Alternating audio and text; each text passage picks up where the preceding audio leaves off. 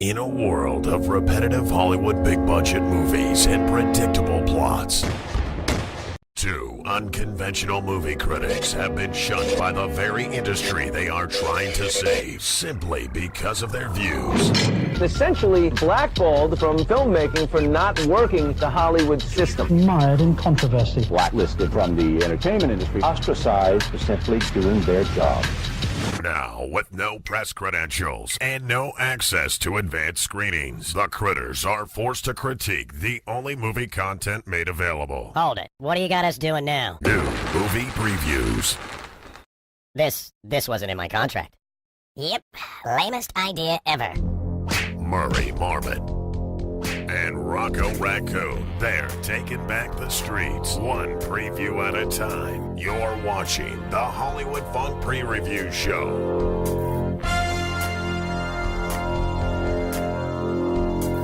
Welcome to a post-Independence Day edition of the Hollywood Funk Pre-Review Show. I'm ROCCO Raccoon. I'm Murray Marmot. You look a little rough around the edges, Murray. I'm dragging my rump around a little bit today due to all the fun I had last weekend. You know me. Once I get moving, I can't stop. Really? You know, I remember stopping by your hole on Memorial Day. And if memory serves, you spent the whole weekend watching a Real Housewives marathon. Lay off, bro. I was all over the place last weekend. You know, I took some pictures if you care to see them. Oh, well, sure, Murray. And I'm sorry for doubting you. You're sorry, all right. Here's one of me down at Muscle Beach breaking a sweat. Then on the way home, got invited to a pickup game of basketball. Yeah, the boys on the court call me Landslide. Cause when old Murray's on the court, the rocks start falling hard and fast. Then I got to... Murray, those pictures are clearly fake. Well, I spent a lot of time on them. So what did you do all weekend? I got caught up in a Kardashians marathon. With the 4th of July flops now firmly behind us, we go searching for some midsummer classics. By the looks of this week's contenders, we'll have our work cut out for us. Our first contender is Universal Pictures' The Secret Life of Pets, a fitting movie title about what really happens when people leave their pets alone. What really happens? Oh, come on, it's a movie. Please. This preview is wacky and even a bit overwhelming. It was almost as if a used car salesman was trying to sell me on a lemon, but I did laugh at least twice while watching it. I think this will be a cute movie, but not one a parent will appreciate as much as the kid they take to go see it. You ain't never gonna see me hanging out with some stupid dog. That's not the point, Murray. We're here to... Or some mangy cat. Oh no, keep that thing away from me, really. I give T-Slop a blank stare emoji. Kids will love it. Parents will find it like eating a bowl of sugar-laced Lucky Charms. It might make you nauseated. Now, I'm not a betting man, but I don't see old T-Slop winning many Oscars come award season. I'm giving this preview a confident no thanks emoji. And I see a lot of parents skipping out on this one. If they want to be miserable while watching their kid have a good time, they can go to Chuck E. Cheese. Next is 20th Century Fox's Mike and Dave Need a Wedding Date, a movie allegedly based on a true story about two brothers who get invited to their sister's wedding. Unfortunately for the family, Dave and Mike are knuckleheads that unintentionally ruin every family outing they have ever been to. So, instead of banning them from the wedding, they force them to bring dates, and hilarity ensues. We don't rile each other up. We never get riled up. Trying to sound intense and dramatic, like the characters in the movie. Isn't this making you want to laugh? No, you're making me want to slap you. Just like I'd like to slap the guys who produced this train wreck. Did they forget to write a script and thought that Zac Efron's huge comedic ability could carry the film? Are you being sarcastic, Murray? Zac Efron, comedic ability? Oh, right. I get it. And based on a true story?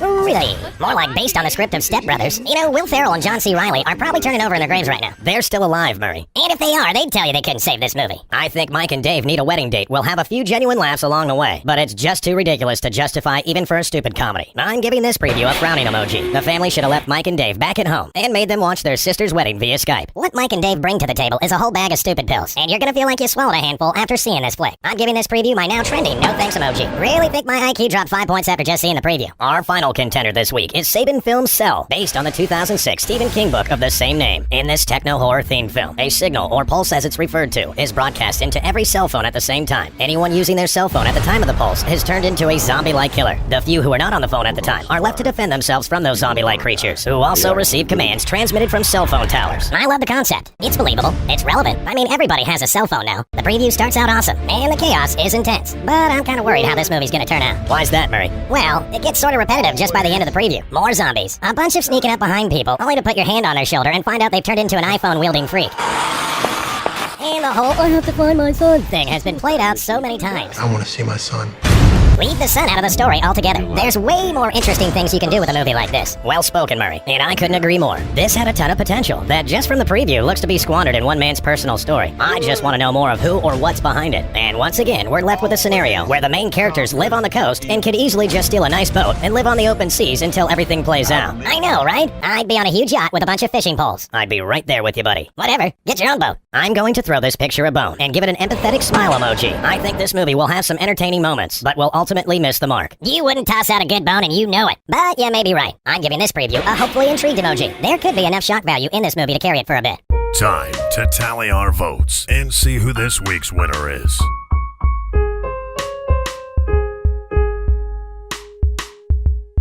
Well, that's our show. Feel free to drop us a line or voicemail at the email address on your screen. You can also head to our website to link up with our Twitter, Facebook, and other social media accounts. You know I can bench 300 pounds. Give it up, Murray.